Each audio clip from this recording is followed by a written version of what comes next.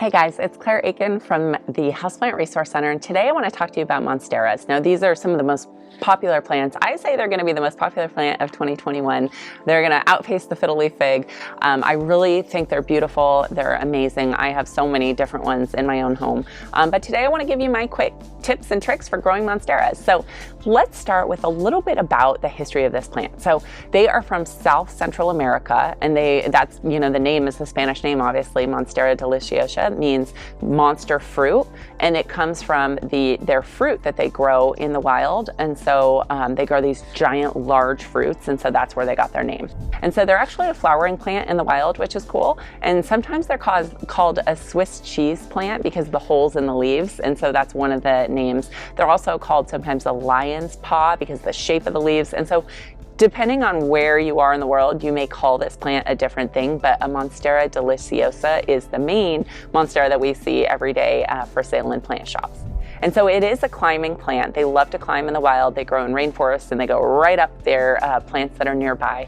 So you want to think about giving this plant a moss pole or a trellis. And so you can check out some of the products we recommend below to give your plant something to climb on, because as they get very big, they can kind of topple over under their own weight if they don't have any structure to climb on. So they're a really, really popular plant right now. You can see all kinds of cool, earrings and bags and clothing and, items with the Monstera leaves on them, and I just think they're so iconic and beautiful and stylish. So there's a lot of different varieties of Monstera available out there. Of course, Monstera deliciosa is the main one, and then you have the variegated Monstera or Monstera variegata. You also have borsigiana, and that is a different kind of variegation. There's two main variegated Monsteras. There's the Thai constellation, which is more of a smattering of variegation, and then there's the albo borsigiana, and that is more of a large blocks of white color on your plant. You have the adansonii, which is a really, really beautiful variation, and I actually think these are easier to grow. I think they're as easy to grow as even like a pothos or a philodendron, and so check that out if you want an easy plant to start with. And then you also have the dubia and the obliqua, which is very hard to grow and very rare, at least in the United States. And so a lot of very cool varieties of this plant. We actually have a full blog post on the different Monstera varieties that I'll link to below if you're interested in the different plants. I really recommend either the deliciosa or the adansonii for getting started if you haven't grown this plant before. Okay, so the first thing I want to talk about for care is soil.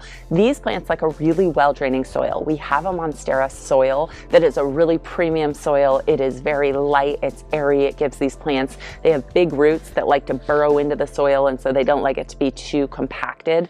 And so make sure you just do a really well-draining potting soil, and make sure you have drainage holes because they like a very kind of well-draining soil. You can grow outdoors. I grow mine outdoors here in San Diego. There's several hanging here, and I have some in the ground as well. And then the ideal pH, they like to be about neutral, so about 5.5 to a 7. They really don't like acidic soil. They like to be right in the middle for the soil pH requirements. Okay, so watering your Monstera, they like to be a little bit on the dry side, especially the delicioso and the variegated, the albo borsigiana. I keep mine really, really dry. I probably water once every 2 weeks, and I don't water until the soil is really bone dry. I don't want any problems with root rot for my plants, and they don't seem to mind. And so err on the dry side. You don't want to be, too dry, obviously, but certainly not too wet. And so if you're deciding when to water your plant, just wait a few more days. You could use a moisture meter, and we'll link to one below. And so you can stick your soil meter in and see how wet the soil is, particularly at the bottom, because these roots go all throughout your pot, and you don't want the ones at the bottom to sit in too wet of soil. So let's talk about sunlight next. Monsteras, they can tolerate low light conditions, but they really love a lot of sunlight. And so when in doubt, give them a lot of sun. I have my albo borsigiana in the sunniest room in my house. It is a huge south-facing window that gets probably 16 hours of light a day. They're not going to do great in full sun. They can get burnt, and so the brightest indirect light possible is what I recommend for these plants. So if they don't have enough light, you'll see problems like, slow growth, yellowing leaves. They're more prone to root rot if they don't get enough light. And so just kind of watch out for those things and give them a little bit more light if you're seeing any of those problems. So the ideal temperature for a Monstera is warm. Actually, to get my plants to grow a little faster, I put a plant heating pad underneath them just to warm them up a bit. They like it pretty warm, so I would say 65 degrees is probably the lowest that you would want to go, up to 85, 90 degrees. They like it get hot and humid just like they are in the rainforest. So one of the things that happens with these big glossy leaves is they can get dust on them. So you want to clean them on a regular basis. So you can take a damp cloth with just water and wipe them down. You could put them in your shower and shower them with lukewarm water to get all the dust off. And we make a leaf armor product that's really cool that you can spray on the leaves. It helps repel dust, insects, fungus, things like that. And it helps your plant to preserve more of its own humidity. And so that leaf armor product is a great fit for Monsteras. I will link it below if you're interested. You could use it once a week, once a month, just to make sure your plant is super green and gorgeous and shiny. If your plant gets really, really big, the good thing about Monsteras is they're really easy to propagate. So with the deliciosa, you can actually split them at the roots and put them into new containers.